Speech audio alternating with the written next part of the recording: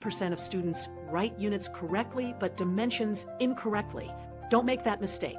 In the next 60 seconds, I will show you the easiest way to write dimensions and a single visual trick that makes it intuitive every time.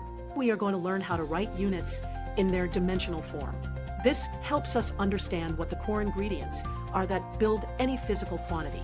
Every unit in physics is ultimately built from just 3 base quantities.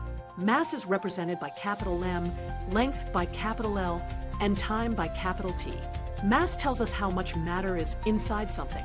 Length is how far apart 2 points are, and time is how long events take. Let's do an example.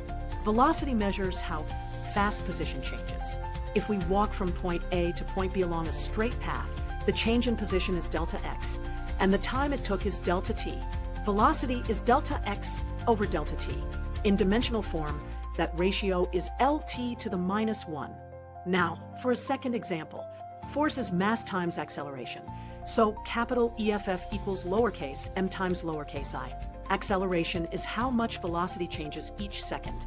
So it has dimensions of LT to the minus 2.